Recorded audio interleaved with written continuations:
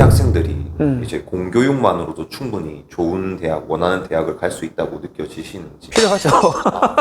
이 스스로가 이렇게 얘기를 하는 게 사실은 그 공교육 교사들의 어떤 전문성의 부족함을 인정하는 멘트 같기도 해서 조금 조심스럽긴 한데 필요한 게 현실인 것 같습니다. 직업상 늘 학교에 계시는데 실제로 네. 학교 폭력과 따돌림의 정도가 어떠한지 본인의 체감을 한번 말씀해 주시면. 일단 제가 체감한 거는 방학이요?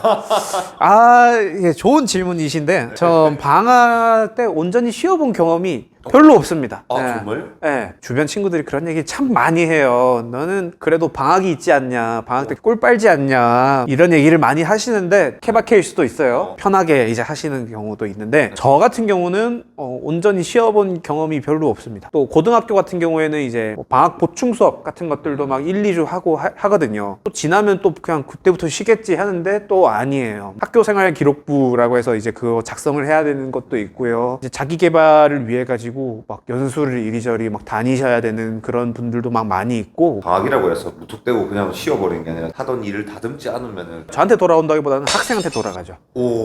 학생한테 돌아가는 거죠. 학생한테 더 좋은 어떤 교육적 경험을 해줄 그런 어떤 기회를 날리는 거죠. 교사 스스로. 그런 부분에 있어서 좀 책임감을 요하는 직업이기도 하고, 물론 방학 때 이제 뭐 힐링하고 그런 것도 중요해요. 사실은 그게 이제 리프레시 돼야지만 하는 건데, 마냥 뭐 이렇게 뭐 방학이 뭐 40 며칠을 해가지고 40 며칠 동안 뭐 넷플릭스 보고 앉아있고 왓챠 보고 있고 그러지는 않는다. 그것만 하는 선생님은 저는 본 적이 없어요. 연차를 어쨌든 뭐 오프해가지고 쓸 수 있잖아요. 근데 뭐 우리 교사들은 또 그것도 아니거든요, 사실은. 생각해보니까 교사가 연차 쓰는 그쵸. 거 봤던 것 같아요. 그쵸, 그렇잖아요. 네. 학창 시절 때, 맞네. 야, 뭐 쌤 보라카이 간다 뭐 이러면서 막, 금요일 연차니까 찾지 마. 난 몰디브 간다 이러면서 막 다른 쌤 들어오고 그런 경우는 없잖아요. 어디 못 간다, 말 못하네. 그렇죠, 말 못하죠.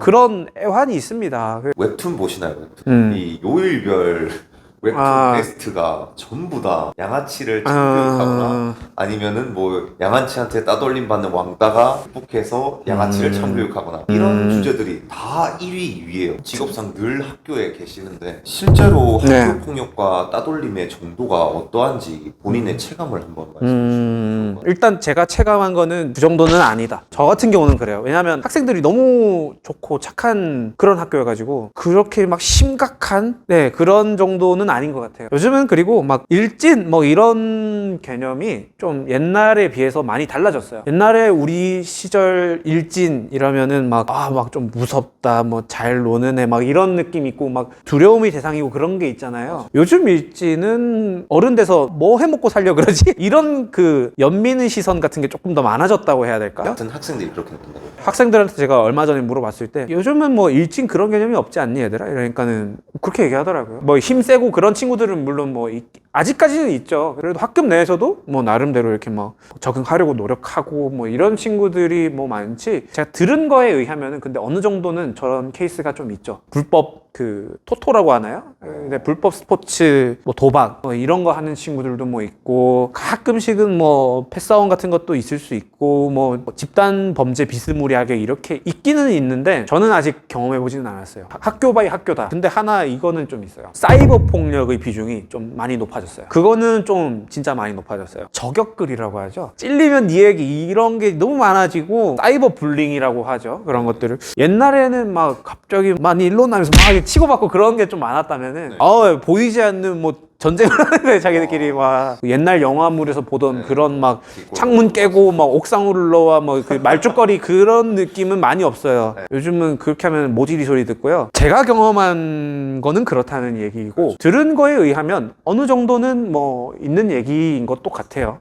지금 대한민국이 굉장한 사교육 열풍이지 않습니까? 학교에서 배우는 교육에는 시간적으로도 질적으로도 한계가 있다. 그래서 이제 사교육을 받는 거다. 이런 의견들이 좀 존재하더라고요. 공교육과 사교육은 상보적 관계인 것 같아요. 사교육은 무조건 나빠 뭐 이렇게 할 건 또 아니거든요. 공교육에서 채워주지 못하는 부분을 사교육이 채워줄 수도 있는 거고, 물론 공교육을 담당하는 교사들이 전문성이 그런 부분에 대해서 없다라고 얘기를 하는 건 아니지만 사교육에서도 어느 정도 분명히 그런 전문성을 가지신 입시 전문가라던가 뭐 그런 분들이 있고 한 것도 사실이니까 그분들이 도움을 받는 것도 뭐 당연한 현상인 것 같고, 그렇다 해서 사교육에서 뭐 인성교육이라던가 뭐 그런 부분들을 하기에는 또 역부족일 수가 있잖아요. 공교육이라고 하는 거는 단순히 성적을 올려주기 위한 그런 교육을 하는 곳이 아니기 때문에 사교육에서 채울 수 없는 그런 부분들을 이제 인성교육이라던가 민주시민교육, 환경교육, 뭐 유권자 교육이라던가 그런 것들을 보완적인 역할을 하는 것 같아요. 그 학교라는 데가 시험 성적을 위해 있는 곳이 아니라 친구를 만나고 대화를 하고 사교성 키우고 사회성 키우고 하는 것들이 다 복합적이다 보니까 교육의 전부를 치중하기가 좀 어려운 것 같고, 근데 상호 보완이라는 말이 정말 맞는 말인 것 같아요. 그렇죠. 예, 뭐 사교육 부분의 전문성과 공교육 부분의 어떤 전문성을 서로 이렇게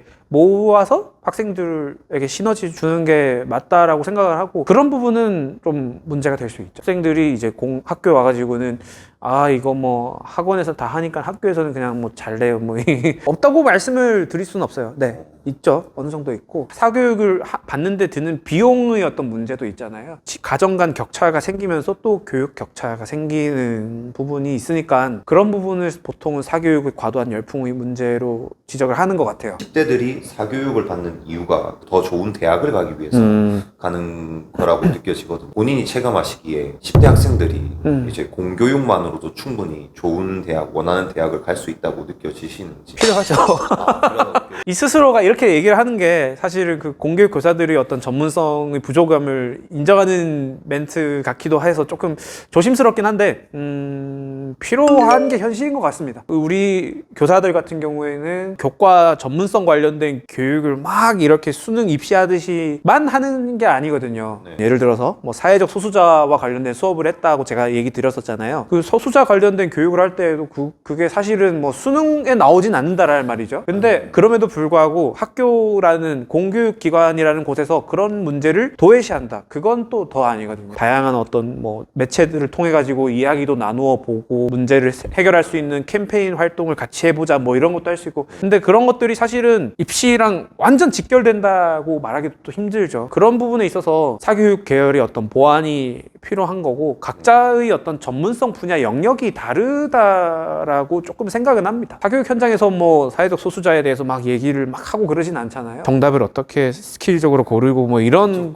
네. 그걸 찝어야 되냐 마느냐. 그게 참 어려운 문제인 것 같아요. 또 웃긴 게 수시 위주로 또 된다고 해도 그것도 또 사교육의 손을 타는 경우가 있는 것 같아요. 제 고등학교가 수시 위주 그 학교였거든요. 그런데 그 수시에 맞춰서 고등학교 전용 학원이 생겼어요. 맞아요. 그런 데가 있어요. 그런 거 보면은 이게 제도의 문제, 수시 정시가 뭐 얼마나 확대되느냐 그런 문제가 아니라, 계속 생각을 해봤는데 가장 근본적인 문제는 대학 자체에 서열이 있다는 것 같아요. 가장 근본적인 건 대학 서열화 자체가 근본적인 문제라는 생각이 들어요. 근데 그게 급진적으로 없어질 것 같지도 않아요. 결국에는 이제 직업 전선에서 요구하는 거는 우수한 대학, 높은 대학이니까 그런 현실을 아예 이렇게 무시하고 서울대나 뭐 부산대나 뭐 기타 등등 다양한 대학들이 그냥 다 똑같아 뭐 이렇게 해버리면은 또 반발이 너무 세질 거고. 이만큼의 격차가 아니라 좀 이런 정도의 격차면은 좀 납득이 가겠는데, 과도한 그 학력 인플레이션 현상이 조금은 완화되고 있는 것 같기도 해요. 제 주관적인 생각인데, 과거에 비해서는 대학교의 어떤 졸업장의 가치가 조금 낮아지고 있는 것 같다는 생각은 하거든요. 쉽게 얘기를 드려서 뭐 대학을 나와도 뭐 직업 전선에 좋은 데 취직하리란 보장이 없고, 흔히 말하는 좋지 않은 대학을 나오더라도 본인의 어떤 역량 같은 거 이렇게 막 잘 발휘해가지고 다양한 직업 전선에 뛰어드는 그런 사람들도 많고, 그런 거 봤을 때 아직까지는 물론 좀 중요하게 여기는 곳들도 물론 많기도 하지만 큰 틀로 봤을 때는 조금 그런 과도한 대학 서열화의 붕괴 현상이 아닌가라고 생각을 해봐요. 네. 주변에 사교육이 많아짐으로 인해서 그 사교육을 받지 못하는 학생들은 상대적으로 교육의 격차가 떨어질 수밖에 없잖아요. 그런 것들도 교사로서 학생을 가르치다 보면 많이 체감하실 것 같은 거. 많죠. 네. 많아요? 많죠. 그거는 정말 많아요. 그런 프로를 잠시 봤었거든요. 어떤 영재 발굴단 뭐 이런 거 있잖아요. 네.